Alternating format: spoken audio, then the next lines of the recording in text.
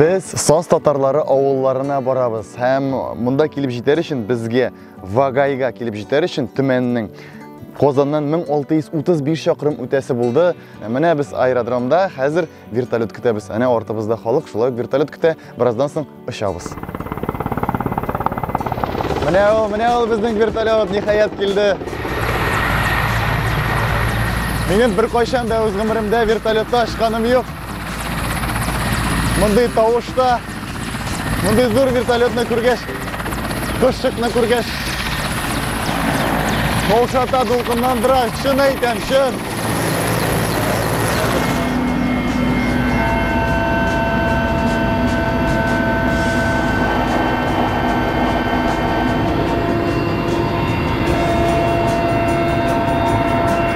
Bunda kishilar ko'nikkan endi rahatgina, jigilgina yashaylar.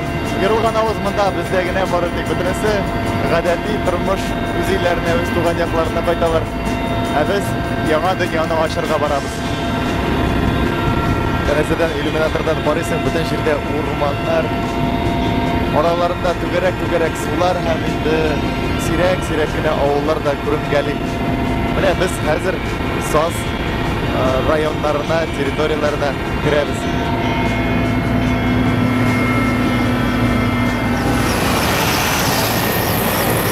Nihayat kelib jetdik, Allohga shukr. Endi biz sizni tug'an olam topshirig'i Saz ovullaridan salamli ham bizning topshirig'imiz shulay boshlana. Vertolyot tushganda Saz ovullarında bayram. Bu texnika g'alamatin ko'rmaganga tug'il. Yo'q, ul munda g'adatiy kun ko'rishga jilfirdab kirgan narsa. Boshqasi qadrli. Vertolyot bit yaqin kishilarni, tug'anlar va do'stlarni, ovuldoshlarni olib qayta. Шуңа инде бу шауқым, ығы-зығы, күптән күрмәгәннәрне каршы алу. Вертолет бәйрәменә без дә өлгердек. Гөлнур ханым 20 елдан артык бу җаваплы эшне башкара. Ул Усак авылы мәйданчыгында диспетчер булып эшли. Пассажирларны барлау, урыннарны кайгырту, Тубылдагы вертолет паркы белән элемтә барысы да аның өстендә. Тик иң төп вазифасы кешелекле булу. Әйе, моңа бер мәктәптә дә, университетта да өйрәтмиләр. Бу профессия түгел. Тик ансыз авыл халкы белән эш итеп булмый. Вертолетында ничә кеше, кайчан килә, ничә тапкыр килә? Атнасына 3 тапкыр килә. Вторник, среда, пятница 2 рәт кыла вагыйгача. Халык йөрөйде. Кыш көне эшмим дейме? Кышкысын юк. С мая месяца по ноябрь. Ноябрьдә уже юл төшеп китә. Эшемне бик зур яратам. Үземә йөрәгемә ята. Халыкны беләм, авылны, тойгы халык тоже мине ярата. Усак авылы Сазда урнашкан тагын 3 авылны, Биек, Ашытбаш һәм Карт авылларны берләштереп, үзенчә мәркәз булып тора. Кешеләр утраудагы сыман яшиләр. Якын тирәдә шул 3 авылдан тыш бер нәрсә юк. Шуңа авыл эчендә дә урман тавышлары, шикерткә сайраулары, чебен-ширки канат какканы. Кырыс шартлар барыбер кеше тормышына үз кагыйдәләрен, төзәтмәләрен кертми калмый. Адам баласына яраклашасы гына кала. Менә ул табигать гармониясе. Бөтен авыл урамнарында диярлек менә шундый токталар җәелеп ята. Аның атамасы калдырма. Ни өчен калдырма? Төрки телдә барыбер калдыру, күтәрү дигән, күтәртмә дип әйтик инде. Менә гадәттә яңгырлар яуса, дымлы көннәр булса, су китми бер куяда. Чөнки анда җирдә сулар сазлыкта булай да җитәрлек. Инде ничектер атлап йөрер өчен, юшләнмәс өчен, батмас өчен менә шундый токталар җәелгән, һәм инде ул кешеләрне күтәртеп тора. Күтәртмә, калдырма. Калдырма. Мине сазлыкта калдырма дип җырларсың бу юллардан үткәндә. Авылда зур мәктәп, балалар бакчасы, мәдәният йорты, китапханә эшли. Халык булган җирдә инфраструктура үсеп чыга улансы. Киресенчә булса кыен. Кешеләр йөриме китапханәгә? Йөриләр. Ну, в основном нәниләр, вагыраклар. Лагерьга менә киләтләр, авыллардан киләләр. Әби бабаларына. Алар керәләр. Үзебезнең мәктәптәбездән 200-тән ашу балалар алар йөриләр. Ну бар, олыларыбыз бар, укучыларыбыз. Өйгә йөртәбез китаплар өйләренә. Җибәрәсез инде. Ну, ниме, бийик, моторка белән тоже.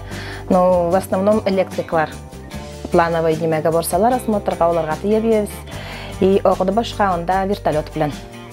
Ул тоже анда мәктәптәнге начальный класслар 4-нче класска чак. Вертолет белән җибәрәсез. Китапларны. Аннары кире җибәрәләр инде сезгә. Кире җибәрәләр, кышын машина белән или рейсовый автобус белән юл төшсә.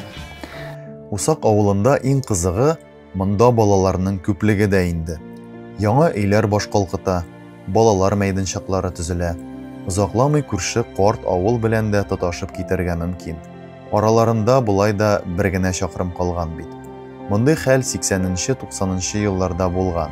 Ул вакытта халык авылга сыймыйча, яңа микрорайоннарга чыгып, йортлар коралар. Шуннан да элекке белән чагыштырсаң, җиңел заман бит хәзер. Бөтен нәрсә бар. Рәхәтләнеп, балалар үсте. Элек бернинди дә өйләр булмаган монда. Беренче булып менә өй утырттылар. Аннары башкалар килде. Без утырттык, менә мин утырттым. Менә оннан башланып китте. Беренче өй Әлфия апаның, аннары минеке. Хәзер ничә? 25. 25 үй. Әйе. Балаларга урын кирәк инде уйнарга. Монда урманлык ите, урманлык. Хәзерге вакытта безнең авылда 88 була. Менә бу шулганда да. Әйе. Менә инде килгәннәр, каникулда, кышкы каникулда, җәйге каникулда килеп 88 бала исәпләп торабыз. Авыр шартлар дип күп сөйләнсә дә, ул безнең күзлектән генә шулай. Ә Себер татарлары өчен бу яраткан урын.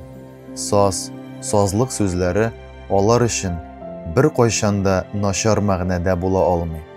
Алар ата-бабаларыннан килгән көчле рухка, табигатькә, дингә таяналар. Кайсысына күбрәк икәнен төгәл генә әйтеп тә булмый. Бер җирдә укыдыгызмы соң? Юк, үсемнән көне. Халык күп йөриме? Халык күп йөриме, кеше күп йөриме? Төрлечә йөрәкләр. Менә монда утырганнар, некоторыйлары булмады бүген. Мондагы татарлар табигать балалары. Аның байлыклары белән яшиләр. Артыгын өмет итмиләр. Ә табигать монда гадел. Үзең үҗәт булсаң, мул итеп бирә. Ялкау булсаң, төпкә утырта. Табигать байлыклары дигәч иң беренче Олы күл, зур Уват күз алдына килә. Чөнки халык Усак авылында күбрәк балыкчылык белән көн күрә. Олы күл борын-борындан безнең ата-бабаларыбыздан калып утырган.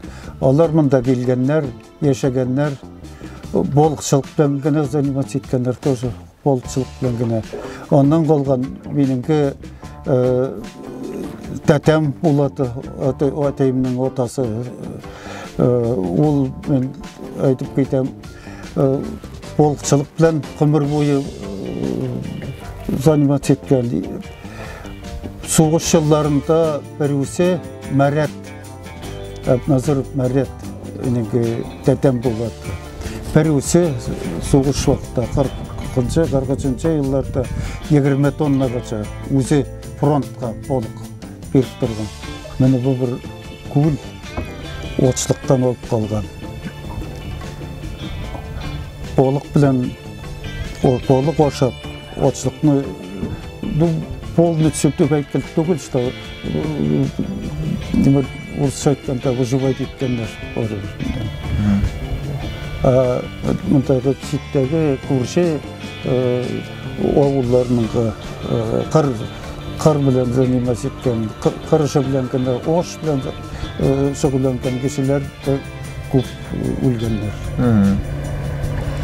Безнең күл, саз, татарлар күп вакытта гомер буе безнең Себер татарлары елга күл буенда. Олы күл изге, аңа зыян салу вахшилек, юмартлыгы белән кулланмау, ялкаулык һәм кешелек асылыннан качу. Күлдән артыгын алу кымсызлык ва рәхмәтсезлек. Менә нинди баланста яшиләр мондагы татарлар. Шуңа традицион һөнәрләр дә сакланып калган. Менә мәсәлән, чыгып кайык ясау. Бу эш бүген дә кирәк, чөнки уңайлы, тиз йөри, тыныч. Монда аеруча кыйбатка төшкән бензин якмый, йәтмәне йыртырлык бер кадак саморез юк. Дөрес ясасаң, чыдам. Талдан ясыйлар инде? Талдан, аха. Көмір бойыма мечтал мен талдан эшләгәле.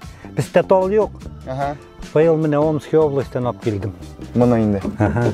Тимер геме ул геме түгел. Бу? Бу геме. Майда ясый башладыгыз? Хәзер июль. Мен әле бетермәдем. Әле хамай. Ничә ел чырамый тора шулай? Менә бер ясап куйдыгыз. Бер 15 елга чакчата иде. 15 елга чакчыды. Үз гомерегездә ничә яшьне ясадыгыз шундый? 60-га якын булыр. 60-га якын?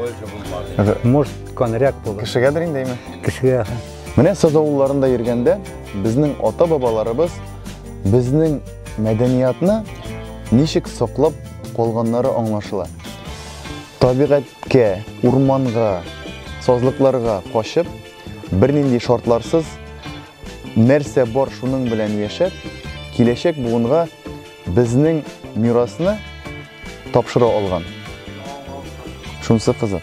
Гомумән, саз авылларына эләккәч, мин үземне 70-нче елларда кебек хис итә башладым. Юк, бу технология якларыннан түгел, авыл халкының рухы ягыннан дип әйтиммесең. Монда бердәм булу, синеке дә минеке юк, башкаларга булышу, үзләрен башкалардан ким күрмәү дип тә әйтеп буладыр. Авылда калган кеше монда бу гамәле өчен, монда калганы өчен шәһәрләр каршысында оялмый. Кайдадыр туганың бар икәнен белеп яшәү, ул ерак җирләрне ничектер үз иттерә, якынайта. Усак авылын, саз татарларын без дә үз иттек.